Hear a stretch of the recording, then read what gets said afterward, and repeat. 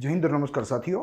Growth mount UPSC के सनदी सेवा एवं अन्य प्रतियोगिता परीक्षाओं के लिए अति महत्वपूर्ण ऐसे संशोधित संपादकीय विश्लेषण के आज के यानी 14 जून 2021 के एकमात्र सत्र में मैं ध्रुव जानी आप सबका हार्दिक स्वागत करता हूं। आज द टाइम्स ऑफ इंडिया में से एक अच्छा लेख देखना है, बहुत ही अच्छा है, अपने आप में संशोधन है और साथ ही में हमारी मुख्य परीक्षा को लेकर ये बहुत ही हमें उपयोगी साबित हो सकता है। प्रिलिमिनरी पॉइंट ऑफ व्यू से प्रत्यक्ष रूप से आज के इस मुद्दे में से जो प्रश्न पूछे जाए उसकी संभावना बहुत ही कम है, मगर हमारी मुख्य परीक्षा वो हमारे पर्सनालिटी टेस्ट यानी कि हमारे इंटरव्यू के लिए ये आज का मुद्दा थोड़ा गंभीर है, थोड़ा गहरा है, वो महत्वपूर्ण है। जैसे आपको टाइटल दृश्यमान है 7 steps to beat third wave. देखिए, थर्ड वेव बहुत ही सारी आशंकाएं हैं, बहुत ही सारी संभावनाएं है, सारी थियरीज है कि कैसी थर्ड वेव रहेगी। मीडिया हाउसेस जो है वो अपनी टीआरपी के लिए कुछ भी जो है इस थर्ड वेव के बारे में कहने में हिचकते नहीं है, तो काफ़ी सारा एक कन्फ्यूजन है हमारे दिमाग में। मगर देखिए, थर्ड वेव जो है वो अपने आप में विश्व में तो शुरू हो गई है, विश्व में कई कई देशों में ख़त्म भी हो गई है। भारत जैसे देश में कि जहाँ इतनी बड़ी आबादी है, पहला जो लॉकडाउन था वो स्ट्रिंजेंट लॉकडाउन था, दूसरा लॉकडाउन हमने पार्शियल देखा सेकेंड लेयर में, तो संभवतः भारत के लिए तीसरी लहर का खतरा अभी उसके सर के ऊपर मंडरा रहा है, नहीं कि कोरोना महामारी का। कोरोना महामारी का जो खतरा है या उसकी जो तीसरी लहर है वो कई सारे देशों में आज समाप्त भी हो चुकी है, मगर भारत में अभी आनी बाकी है।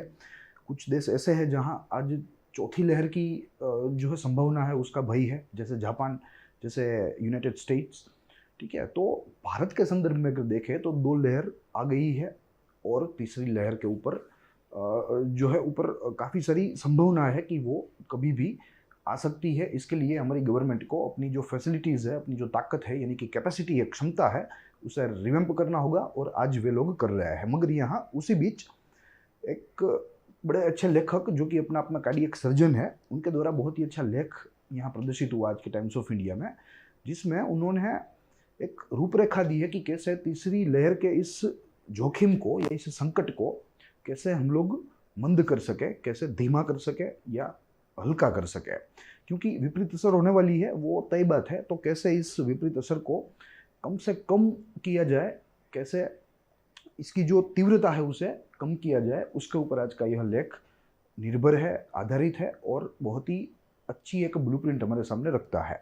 अगर कवर इमेज की बात करें तो देखिए 3 लेयर आपको दिख रही है, जिसके ऊपर प्रतीकात्मक कोरोना वायरस के जो है इमेजेस है। देखिए, यहाँ प्रथम लेयर जो थी वो कम थी क्योंकि अभी फैला नहीं था, लॉकडाउन आ गया था। दूसरी लहर थी वो थोड़ी बड़ी हुई क्योंकि लॉकडाउन फुल लॉकडाउन नहीं था, राष्ट्रीय स्तर का लॉकडाउन नहीं था, मगर पार्शियल था। जहाँ जहाँ संक्रमण ज़्यादा था वहाँ वहाँ लॉकडाउन था, अन्य जगह जो थी वे चालू थी, नॉर्मल थी।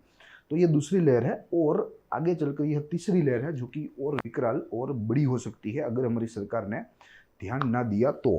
प्लस काफ़ी रिसर्च और काफ़ी संशोधनों के बाद हमें यह मालूम पड़ता है या हम इस निष्कर्ष पर आ सकते हैं कि तीसरी लहर से बचने का एक ही मात्र उपाय है और वो उपाय है वैक्सीनेशन का, टीकाकरण का।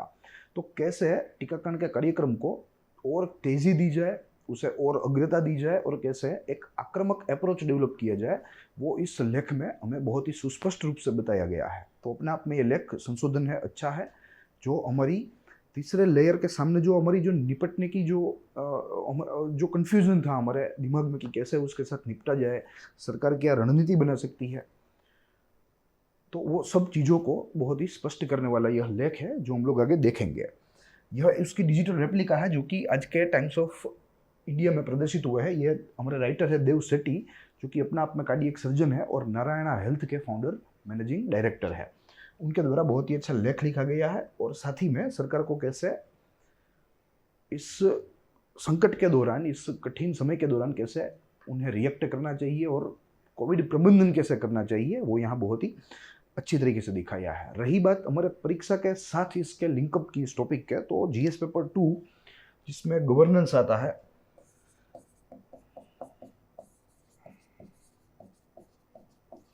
इस गवर्नेंस के साथ हम लोग ये आज का लेख जोड़ सकते हैं और उसमें भी अगर आपको माइक्रो टॉपिक समझना है तो वो हम लोग कह सकते हैं कोविड मैनेजमेंट या पेंडेमिक मैनेजमेंट भी कह सकते हैं, मगर हाल पेंडेमिक जो है वो कोरोना की वजह से है, कोरोना विषाणु की वजह से, तो यहाँ कोविड मैनेजमेंट भी लिखा जा सकता है। तो ये आज के टॉपिक का रिलेवेंस है, और साथ ही में करंट का तो ये इश्यू है ही है, करंट अफेयर, क्योंकि अपने आप में बहुत ही महत्वपूर्ण है। और आज सरकार व सरकार की जो सारी मशीनरी है, जो संसाधन है, वो सारे के सारे इसी बात पर अपना ध्यान केंद्रित कर रहे हैं कि कैसे तीसरी लहर से बचा जाए, कैसे इनोकुलेशन जो हमारी स्पीड है, जो हमारी गति है, वो ज़्यादा तेज़ कर दी जाए। क्योंकि आफ्टर ऑल भारत का जो इनोकुलेशन कार्यक्रम है, टीकाकरण कार्यक्रम है, वो दुनिया का सबसे बड़ा है। तो अपना आप में चुनौतीपूर्ण है, मगर कैसे इन चुनौतियों से बाहर निकला जाए, वो इस लेख में देवी सेठी जी के द्वारा बहुत ही अच्छा हमें बताया गया है। देखेंगे आमतौर पे इस सेगमेंट का जो एजेंडा होता है वो यह 3 चरण होते हैं, 3 बिंदु होते हैं, जिनमें सबसे प्रथम निष्कर्ष की बात होती है, फिर बाद में महत्वपूर्ण बातें होती है अगर लेख अपने आप में संशोधित हो तो, जैसे आज का है। वरना कुछ एक लेख ऐसे आते हैं जो संशोधन पूर्ण तो है ही, मगर उसमें जो एग्जाम एंगल होता है या जो होना चाहिए वो मौजूद नहीं होता, वो गैरहाजिर होता है। तो उसे एक एग्जाम रिलेवेंट स्टडी बनाने के लिए हम लोग उसमें इनपुट्स डालते हैं। गवर्नमेंट यूपीएससी की जो रिसर्च टीम है वो उसमें इनपुट्स डालती है और उसे संपूर्ण रूप से एग्जाम रिलेवेंट बनाती है, और ऐसी माहितियाँ उस तरह हम लोग यहाँ आपके सामने प्रेजेंट करते हैं। आज की बात करें तो हम लोग निष्कर्ष देखेंगे, और क्योंकि लेख अपने आप में महत्वपूर्ण है तो महत्वपूर्ण उसकी बातें देखेंगे, और यहाँ जो सामान्य अभ्यास के तत्व है उसको हम लोग आज स्टडी नहीं करेंगे, क्योंकि लेख अपने आप में ही संशोधन है। जो संशोधन हमारे यहाँ होना चाहिए वो अपने आप में लेख में मौजूद है, तो यह पूरे लेख को ही हम लोग एनालाइज करेंगे, पक्ष प्रतिपक्ष को समझेंगे। बात करेंगे हमारी शुरू निष्कर्ष से। देखिए 2 मुद्दे हैं जो कि हमें निष्कर्ष में देखने हैं। सबसे प्रथम तो तीसरी लहर आनी तो आनी ही है, संभवतः उसे कैसे मंद किया जाए, उसकी विपरीत असर को कैसे कम किया जाए, उसकी चर्चा यहाँ की गई है। प्लस यह लेख अपने आप में एक उच्च कोटि का संशोधन पूर्ण निबंध है, उसमें हमें कोई शंका नहीं है। तो ये बता रही निष्कर्ष की। अब अगर महत्वपूर्ण बातें देखें तो देखिए यहाँ जैसे मैंने आपको बताया कि एक रूपरेखा लेखक ने हमारे सामने रखी है। यह रूपरेखा लेखक ने 7 चरणों में रखी है। देयर आर 7 स्टेप्स, और आप कह लीजिए कि there are 7 advises to the government how to form या how to frame a strategy to beat third wave of corona. तो उसके लिए यहाँ 7 बिंदु है, जिनमें वैक्सीनेशन को कैसे तेज किया जाए, कैसे उसको अग्रता दी जाए, कैसे एक आक्रामक अप्रोच जो है एडोप्ट किया जाए वैक्सीनेशन या इनोकुलेशन के बारे में, वो यहाँ चर्चा की गई है। 7 के 7 बिंदु वैक्सीनेशन के ऊपर ही अपना ध्यान केंद्रित करते हैं, जो कि अपने आप में एकमात्र चाबी है तीसरी लहर से बचने की। और यहाँ लेखक तो ये भी कहते हैं कि तीसरी लहर में जो वैक्सीनेटेड पॉपुलेशन है हमारी, उनको भी अनकॉमन कोल्ड हो सकती है, फीवर आ सकता है। जैसा यहाँ लेखक ने जो है एक चेतावनी हमारे सामने रखी है। ऐसा नहीं है कि आप वैक्सीनेटेड है तो 100% शील्डेड है। आप शील्डेड ज़रूर है, आपको कम से कम नुकसान होगा आपके शरीर में, मगर अनकॉमन कोल्ड वो फीवर के लक्षण भी देखे जा सकते हैं। तो ये थर्ड वेव की ताकत है। और जिनका इनोकुलेशन नहीं हुआ उन्हें तो हमें भूल ही जाना होगा, क्योंकि जब संक्रमण होता है तब जब एक व्यक्ति में से दूसरे व्यक्ति में जब विषाणु जाते हैं तो वहाँ उनका रेप्लिकेशन होता है। हज़ारों की तादाद में, लाखों की तादाद में उनका रेप्लिकेशन होता है। और अगर उसमें भी अगर म्यूटेंट चेंज हो गया, एक आध स्पाइक जो है वो बदल गया या उसका आकार बदल गया, तो मुझे लगता है कि हमारा जो वैक्सीनेशन है वो भी फेल हो जाएगा। तो बेटर यही है कि जल्द से जल्द हम हमारी सारी जनसंख्या को कैसे वैक्सीनेट करें, उसके ऊपर ही हमारा ध्यान केंद्रित होना चाहिए, जो यहाँ लेखक के द्वारा जो है करने का प्रयास किया गया है। देखेंगे एक के बाद एक मुद्दे। सबसे प्रथम यहाँ प्रोक्योरमेंट बाय सेंट्रल गवर्नमेंट की बात की गई है कि जो वैक्सीन है उसको प्राप्त सेंट्रल गवर्नमेंट करे, जो है बहुत ही तेजी से करे, उसमें कोई देरी ना करे। दूसरा मुद्दा है state governments role. Central government ने प्रोक्योरमेंट कर ली, प्राप्त कर ली वैक्सीन, चाहे वो इंडियन हो फॉरेन हो, मगर अब सेंट्रल गवर्नमेंट का क्या रोल है वो यहाँ देखना है। लॉजिस्टिक एंड स्टॉक मैनेजमेंट, ये एक बहुत ही महत्वपूर्ण पहलू है इस पूरी रूपरेखा का, क्योंकि वैक्सीन्स की अपनी लिमिटेशंस है। उसे कोल्ड स्टोरेज चाहिए, ज़्यादा दिन के बाद अगर उसका यूज़ हो तो वो बिन असरकारक साबित हो सकती है, यानी कि एक प्रकार से वैक्सीन वेस्टेज हो सकता है। तो यहाँ ये महत्वपूर्ण बिंदु है जिसमें लॉजिस्टिक और स्टॉक मैनेजमेंट देखना है। फिर बाद में वैक्सीनेशन 24/7 सर्विस। आज जो अपॉइंटमेंट की बात हो रही है, वैक्सीनेशन शेड्यूल की बात हो रही है, वो सब बातें भूल जानी चाहिए।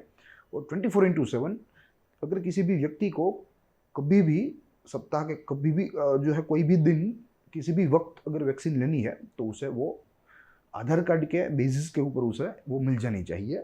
ऐसी कुछ नीति हमारी होनी चाहिए। उसके बाद पार्टिसिपेशन ऑफ प्राइवेट हॉस्पिटल्स, ये भी एक अहम पहलू है जो कि अपने आप में इस पूरे कार्यक्रम के निर्णायक पहलू है। जैसे मैंने आपको बताया कि यहाँ लॉजिस्टिक एंड स्टॉक मैनेजमेंट ये भी निर्णायक है, पार्टिसिपेशन ऑफ प्राइवेट हॉस्पिटल्स ये भी निर्णायक है, देखेंगे आगे कैसे है।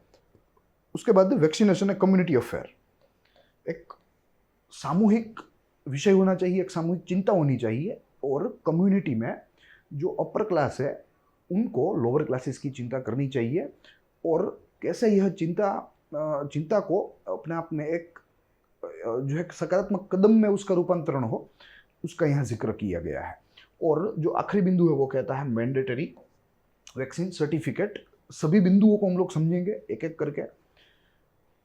क्या होता है प्रोक्योरमेंट बाय गवर्नमेंट, क्या है स्टेट का रोल, क्या है लॉजिस्टिक व स्टॉक मैनेजमेंट, ठीक है। फिर बाद में कम्युनिटी अफेयर्स क्या है, या 24/7 सर्विस कैसे दी जाएगी, या मैंडेटरी वैक्सीन सर्टिफिकेट हम लोग कैसे सभी जगहों पर कर सकते हैं। तो ये सारी चीज़ें हम लोग डिटेल में 1 बाय 1 देखेंगे। मैंने आपके सामने कुछ एक स्लाइड्स तैयार करके रखी है ताकि इन चीज़ों को समझने में हमारा समय जो है वो ज़्यादा बर्बाद ना हो। इसलिए हम लोग यहाँ अब पॉइंट टू पॉइंट और एकदम प्रिसाइसली हम लोग यह बातों को देखेंगे। सबसे प्रथम प्रोक्योरमेंट बाय सेंट्रल गवर्नमेंट। देखिए, आज जो प्रोक्योरमेंट हो रहा है सेंट्रल गवर्नमेंट के द्वारा वो बहुत ही मंद गति से हो रहा है। ये यहाँ बहुत ही तेज़ी से करने की बात की गई है, क्योंकि जैसे जितनी तेज़ी से हम लोग करेंगे, जितनी ज़्यादा तादाद में हम लोग ऑर्डर देंगे वैक्सीन का, उतनी हमें बेस्ट प्राइस मिलेगी, उतनी हमें बेस्ट प्राइस मिलेगी। हम लोग थोड़ी थोड़ी वैक्सीन लेंगे तो उसकी जो प्राइस है, वो जो लागत है वो हमें ज़्यादा पड़ेगी। तो यहाँ सेंट्रल गवर्नमेंट को वॉल्यूम में तेज़ी से, चाहे इंडियन वैक्सीन हो चाहे फॉरेन वैक्सीन हो, दोनों को ले लेना चाहिए, दोनों को प्राप्त कर लेना चाहिए। प्लस फॉरेन वैक्सीन को भी ले लेना चाहिए जिसका जिक्र मैंने किया, क्योंकि आजकल क्या हो रहा है, भारत के द्वारा, भारतीय कंपनियों के द्वारा जो वैक्सीन बन रही है, जो भारतीय साइंटिस्ट के द्वारा ही बनाई गई है, ठीक है। तो ये वैक्सीन आजकल हमें फॉरेन वैक्सीन से ज़्यादा महंगी पड़ रही है due to this procurement dysfunction कह सकते हैं। क्योंकि अगर ये बेस्ट प्राइस से प्रोक्योर हो जाती तो फॉरेन वैक्सीन से ये कम दाम में पड़ती हमें, ठीक है। तो ये यहाँ एक सरकारी नीति में या केंद्र सरकार की नीति में सुधार की गुंजाइश है। फिर आज करंटली अगर बात करें तो government is procuring only 75% of Indian vaccine, वो यहाँ बढ़ाकर 100 कर देना चाहिए। इंडियन मैन्युफैक्चरर्स के द्वारा जो वैक्सीन प्रोडक्शन हो रही है वो 100% गवर्नमेंट ले लेनी चाहिए गवर्नमेंट को, ताकि वैक्सीनेशन का जो कार्यक्रम है वो और तेजी से आगे बढ़ सके, समाज के सभी वर्गों को वैक्सीनेशन जो है वो प्राप्त हो। तो ये यहाँ प्रोक्योरमेंट बाय सेंट्रल गवर्नमेंट की बात की गई है। और यहाँ दो बिंदु याद रखने हैं। एक तो बेस्ट प्राइस वाला है कि अगर वॉल्यूम में तेजी से जो खरीदी होगी, वॉल्यूम में होगी, तो मुझे लगता है कि बेस्ट प्राइस मिलेगी। और साथ ही में फॉरेन वैक्सीन का भी एक ऑप्शन हमारे पास खुला है। प्लस 2-3 ऐसे प्लेयर्स हैं जो भी ट्रायल फेजेस से अपनी जो वैक्सीन है उनका ट्रायल कर रहे हैं। मगर फिलहाल जो परिस्थिति है उस परिस्थिति के अनुसार गवर्नमेंट को फॉरेन वैक्सीन हो, इंडियन वैक्सीन हो, उसे प्रोक्योर कर लेना चाहिए, वॉल्यूम में प्रोक्योर करना चाहिए ताकि बेस्ट प्राइसेस मिल सके। उसके बाद देखें तो स्टेट गवर्नमेंट्स रोल। देखिए, डिस्ट्रीब्यूशन और प्रोक्योरमेंट एक ऐसी चीज़ है जो अगर सरकार के द्वारा हो, चाहे वो केंद्र सरकार हो चाहे वो राज्य सरकार हो, अगर उनके द्वारा हो तो उसमें मिडलमैन निकल जाएगा। मिडलमैन निकल जाएगा तो जो टाइम है वो कम लगेगा, जो प्राइस है वो भी कम रहेगी, क्योंकि अगर मिडलमैन आया तो वो अपना जो प्रॉफिट है वो उसमें गिनेगा। Ultimately it will raise the cost of production. तो यहाँ मिडलमैन भी निकल जाएगा अगर स्टेट गवर्नमेंट डिस्ट्रीब्यूशन करे तो।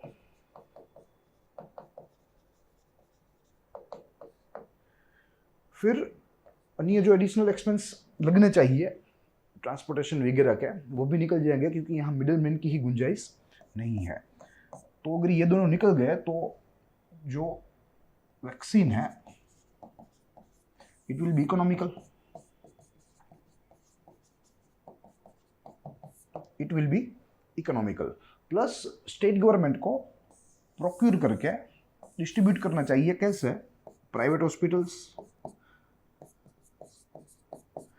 और सरकारी यानी कि पब्लिक हॉस्पिटल्स को। पब्लिक हॉस्पिटल्स को फ्री दे देनी चाहिए, वहीं जो प्राइवेट हॉस्पिटल्स है उनके पास से कॉस्ट प्राइस ले लेनी चाहिए, यानी कि नो प्रॉफिट नो लॉस। और जो सार्वजनिक अस्पताल होते हैं उनको ये मुफ्त में दे देनी चाहिए, ताकि निम्न वर्गों के जो लोग हैं उनका इनोकुलेशन वहाँ सरकारी अस्पतालों में तेजी से हो सके। तो ये यहाँ सेंट्रल गवर्नमेंट का रोल रहना चाहिए। सबसे प्रथम तो डिस्ट्रीब्यूशन और प्रोक्यूरमेंट में अगर गवर्नमेंट अपना रोल प्ले करने लगी, गवर्नमेंट अपना अभिनय करने लगी, तो मिडिल में निकल जाएंगे, उसकी वजह से खर्चा भी कम होगा, उनका जो प्रॉफिट है वो भी नहीं देना पड़ेगा, विच मीन्स अपने आप में जो वैक्सीन है इट विल बी इकोनॉमिकल। फिर प्रोक्यूरमेंट और डिस्ट्रीब्यूशन कैसा करना चाहिए? तो प्राइवेट हॉस्पिटल्स में एट ए कॉस्ट प्राइस दे देना चाहिए और वहीं पब्लिक हॉस्पिटल में उसे मुफ्त में उसका जो आवंटन है वो कर देना चाहिए। तो ये बात रही स्टेट गवर्नमेंट्स रोल की। अब उसके बाद देखें तो लॉजिस्टिक एंड मैनेजमेंट सपोर्ट। देखिए यहाँ एक थियरी के अनुसार कहा गया है कि वैक्सीन को 10 दिन से ज़्यादा फ्रीज में, रेफ्रिजरेटर में स्टोर नहीं किया जा सकता, यानी कि उसकी जो कार्य क्षमता है वो 10 दिन तक ही है, उसके बाद उसका उपयोग नहीं करना चाहिए। तो यहाँ सरकार को ध्यान रखना पड़ेगा सबसे प्रथम तो लॉजिस्टिक का, यानी कि ट्रांसपोर्ट का। ट्रांसपोर्ट सिस्टम ऐसे तय करनी होगी कि स्टॉक जो है वो कम भी ना हो जाए और इतना भी ज़्यादा ना हो जाए कि 10 दिन तक वो चलता रहे या 10 दिन से ज़्यादा दिनों तक चलता रहे। तो ये पहले ट्रांसपोर्ट मैनेजमेंट की बात है, यानी कि लॉजिस्टिक मैनेजमेंट। अब अगर स्टॉक मैनेजमेंट की बात करें तो वो चाबी है। हमें वैक्सीन वेस्टेज अगर रोकनी है तो स्टॉक मैनेजमेंट जो है वो हमारे पास चाबी है। कैसे है कि कोई प्राइवेट हॉस्पिटल है या सरकारी हॉस्पिटल है, अगर उसके पास स्टॉक पड़ा है और उन्हें लगता है कि जिस गति से हम लोग आज वैक्सीनेशन कर रहे हैं उस गति से हमारा स्टॉक जो है वो 20 दिन तक चलेगा, तो उनको 10 दिन का स्टॉक रखकर अन्य 10 दिनों का जो स्टॉक है वो अन्य हॉस्पिटल को, अन्य अस्पताल को देना चाहिए या जो है उन्हें बेच देना चाहिए। ठीक है, तो इस तरीके से स्टॉक मैनेजमेंट करके भी वैक्सीनेशन का जो स्पीड है, उसकी जो गति है, हम उसे भी तेज कर सकते हैं और on the other hand vaccination wastage जो है उसे भी हम लोग कम कर सकते हैं। क्योंकि आज तेज़ी से वैक्सीनेशन करवाना है, ज़्यादा जनसंख्या को वैक्सीन करवाना है और ऐसे में जो वेस्टेज है वो अपने आप में पूरे राष्ट्र के लिए नुकसानकारक है। तो ऐसे में यहाँ स्टॉक मैनेजमेंट के ऊपर भी ध्यान देना होगा सरकार को, वहीं लॉजिस्टिक मैनेजमेंट के ऊपर भी ध्यान देना होगा। तो ये बात रही लॉजिस्टिक एंड स्टॉक मैनेजमेंट की। उसके बाद देखें तो vaccination should be a process which is 24/7 या it should be a service which is 24/7। सबसे प्रथम तो फ्लेक्सिबल, जिसका जिक्र मैंने किया, जो मैंने आपको हिंट दी शुरुआत में कि अपॉइंटमेंट लेना, शेड्यूल करना, रजिस्ट्रेशन करवाना, ये सारी चीज़ें बहुत ही कठिन है। और अगर भारत की जनसंख्या देखें, डेमोग्राफिक अगर हम लोग एनालिसिस करें तो बहुत ही कम लोगों के पास आज स्मार्टफोन, इंटरनेट एक्सेस, लिटरेसी जैसी सुविधाएं हैं। तो ऐसे में बहुत ही कम लोग इन सब चीज़ों तक या ऑनलाइन एनरोलमेंट तक पहुंच पाते हैं। तो यहाँ इट शुड बी फ्लेक्सिबल। कोई भी व्यक्ति हो जो वैक्सीनेशन करवाना चाहता हो वो अपना आधार कार्ड लेकर मात्र और मात्र उसे केंद्र तक ही जाना है, वहाँ उनका वैक्सीनेशन हो जाना चाहिए। This is the flexibility. और blessed with good health workers. देखिए आज भारत बड़ा देश है, जनसंख्या की दृष्टि से भी बड़ा है, क्षेत्रफल की दृष्टि से भी बड़ा है। तो यहाँ साइंटिफिक कम्युनिटी अच्छी है, संख्या में भी अच्छी है और गुणवत्ता में भी अच्छी है। और उनमें भी जो हेल्थ वर्कर्स है, हेल्थ वर्कर्स जो फ्रंटलाइन होते हैं, और उनमें भी नर्सेस मेनली, ये भारत में नर्सिस जो है वो बहुत ही अच्छी है, तो इसका लाभ हमें यहाँ वैक्सीनेशन कार्यक्रम में लेना चाहिए। ऐसा यहाँ लेखक ने हमारे सामने यह बात रखी है। कैसे मिलेगा? एक संशोधन हुआ था कोलकाता की नर्सेस के ऊपर, और अकॉर्डिंग टू दैट जो वहाँ की जो ब्राइटेस्ट नर्स थी, अच्छे से अच्छी वेल एफिशिएंट जो नर्स थी, उनके द्वारा बहुत ही आसानी से 7 व्यक्तियों को प्रति मिनट में इनोकुलेशन वो कर पा रही थी। 7 व्यक्तियों को प्रति मिनट बहुत ही आसानी से। तो ये जो फायदा है वो भारत को मिल सकता है, भारत की जनसंख्या को मिल सकता है, और ऐसे ही हम लोग आगे चलकर प्रतिदिन 1 करोड़ डोजेस दे सकते हैं। 1 करोड़ जैब्स पर डे प्रतिदिन, और वो हमें देनी ही होगी, तब जाके हम लोग हमारी पूरी जनसंख्या का इनोकुलेशन कर पाएंगे। आज चीन प्रतिदिन 2 करोड़ लोगों को इनोकुलेट करता है प्रतिदिन, तो चीन से हमें ये बात सीखनी चाहिए और यहाँ हमारे भारत में उसका एप्लीकेशन करना चाहिए। तो ये बात रही वैक्सीनेशन 24/7 सर्विस की। फिर यहाँ ये भी है कि जो आज हॉस्पिटल्स में ही जाना पड़ता है, और उनमें भी जो डेजिग्नेटेड कोविड वैक्सीनेशन सेंटर्स है वहाँ ही जो टीका है वो उपलब्ध है। तो ये बात भी गलत है। 24/7 सर्विस यानी कि अगर रात को भी किसी को टीका लगवाना है या किसी के पास समय है टीका लगवाने का, तो वो रात को भी बेशक जाकर लगा सकता है। Jabs can be given under the tree, in a car, at home और इन ए हॉस्पिटल कैंपसेस। कहीं पर भी इसका सेटअप हमें करना होगा, और ऐसी गति से ही हमें इनोकुलेशन करना होगा, तब जाके पूरी जनसंख्या का टीकाकरण हो पाएगा। तो ये एक प्रकार से ऐसी सर्विस बन जानी चाहिए। उसके बाद देखें तो participation of private hospitals. Yes, देखिए प्राइवेट हॉस्पिटल्स का जो पार्टिसिपेशन है वैक्सीनेशन ड्राइव में, ये एक निर्णायक है, क्योंकि अधिकांश जो रिसोर्सेस है वो प्राइवेट हॉस्पिटल्स के पास है, प्राइवेट हेल्थ सेक्टर के पास है। अगर नर्सेस की बात करें जो कि इनोकुलेशन में बहुत ही हमें जो उपयोगी है, अगर उनकी बात करें तो लगभग गवर्नमेंट हॉस्पिटल्स में 2.5 से 3 लाख नर्सेज एम्प्लॉयड है। वहीं अगर प्राइवेट हॉस्पिटल्स की बात करें तो ओवर अ मिलियन नर्सेस। तो ये वर्क फोर्स जो है वो हमें फ़ायदा कर सकती है वैक्सीनेशन की स्पीड को रैंप अप करने में, उसे बढ़ाने में। साथ ही एक ये भी आज प्रश्न है कि कोविड का जो रस है, उस रस के अनुसार जो हॉस्पिटल्स है वो अपनी नर्सिस के स्टाफ का ओनली 5% स्टाफ ही वैक्सीनेशन के इस कार्यक्रम में लगा सकते हैं। Only 5% nurses. तो एक ये भी दिक्कत है कि कैसे हम लोग इतनी छोटी वर्कफोर्स से हम लोग इतने बड़े जनसंख्या का इनोकुलेशन कर पाएंगे। तो यहाँ प्राइवेट हॉस्पिटल्स का पार्टिसिपेशन अपने आप में निर्णायक बन सकता है। साथ ही एनजीओज के द्वारा भी हमें कोऑपरेशन मिल सकता है या मिलना चाहिए। ये भी हमें बहुत फ़ायदा करेंगे, क्योंकि जो प्राइवेट डॉक्टर्स एनजीओज के साथ एनरोल्ड है वो अपने आप में वैक्सीनेशन के कार्यक्रम में जो है हिस्सा देंगे, अपने कार्य का काम करेंगे। तो ये भी अपने आप में भारत के लिए यानी कि राष्ट्र के हित में है। कंपनीज और कॉरपोरेट हाउसेस को क्या करना चाहिए, अपना जो स्टाफ है उनको इन हाउस या अच्छा से लिख देते हैं इन हाउस, उनका वैक्सीनेशन कर देना चाहिए, ताकि इस तरह छोटे छोटे समूहों में जो टीकाकरण का कार्यक्रम है वो पैरेलल चले और ज़्यादा से ज़्यादा जनसंख्या का टीकाकरण कार्यक्रम हो सके, वो भी बहुत ही कम समय में। तो ये अपने आप में पार्टिसिपेशन ऑफ प्राइवेट हॉस्पिटल्स है, which will increase workforce of nurses. Cooperation of NGO भी मिल सकता है, जिनके साथ जो प्राइवेट हॉस्पिटल्स जुड़ी हुई है वो भी इस वैक्सीनेशन के कार्यक्रम में सहभागी बन सकती है। कंपनीज कॉर्पोरेट हाउसेस को अपने स्टाफ को भी इनओकुलेट कर लेना चाहिए।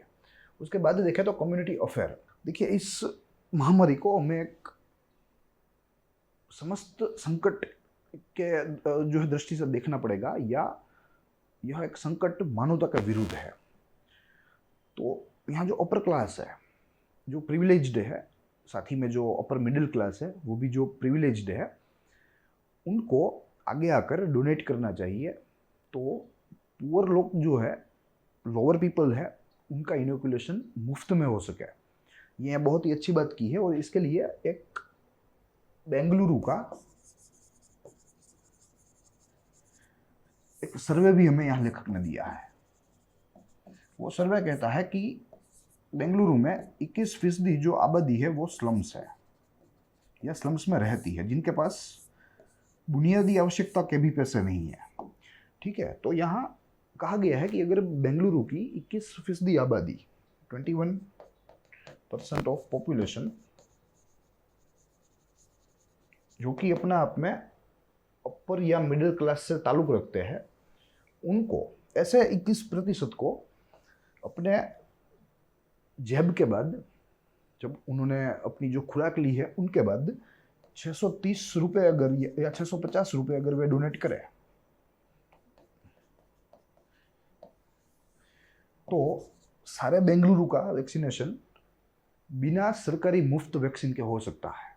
ये यहाँ सर्वे में दिया गया है। तो अगर मैक्रो स्केल के ऊपर देखें, पूरे भारत की बात करें, तो पूरे भारत के जो अपर और मिडिल क्लास है वे मात्र और मात्र टोकन मनी अगर डोनेट करें अपने जबिंग के बाद, तो सारे गरीबों का इनोकुलेशन सरकार बहुत ही आसानी से कर पाएगी, बहुत ही आसानी से। तो यहाँ एक कम्युनिटी अफेयर का भी मुद्दा है कि इसे हमें एक मानवता के विरुद्ध संकट के रूप में देखना है, साथ में एकजुट होकर लड़ना है, और ऐसे अपर और मिडिल क्लास, लोअर क्लास को हेल्पफुल हो सकते हैं। तो ये यहाँ कम्युनिटी अफेयर्स की बात है।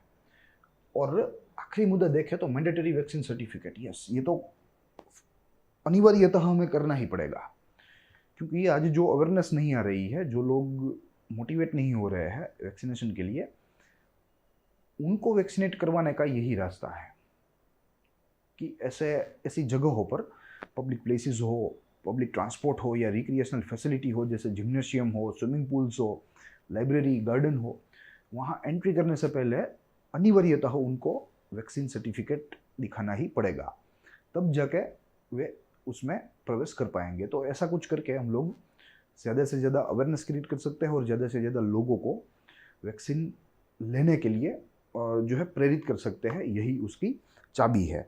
तो आज इस पूरे सेशन में हमने 7 चरण देखे, और सातों के सातों चरण हमारे इस वैक्सीनेशन प्रोसेस के ऊपर ही आधारित है कि कैसे इसको और एग्रेसिव और स्पीडी बनाया जाए। बहुत ही संशोधनपूर्ण आज का यह लेख था, जो मैंने आपको बताया कि यह मेंस का ही एक पूरा आंसर हो सकता है। अगर मेंस में आपको पूछा जाए कि संभवतः कोरोना की तीसरी लहर से लड़ने हेतु आप रूपरेखा का वर्णन कीजिए, तो मुझे लगता है कि उस क्वेश्चन के आंसर में आज का यह लेख अपने आप में फिट बैठता है। मात्र और मात्र इन बिंदुओं के साथ आप आपके आंसर को न्याय दे सकते हो, उसे जस्टिफाई कर सकते हो। तो आज मेरी तरफ से इतना ही। हम लोग मिलेंगे संशोधित संपादकीय विश्लेषण के अन्य सत्रों में, अन्य संशोधनों के साथ, विश्लेषणों के साथ। तब तक के लिए दीजिए इजाज़त।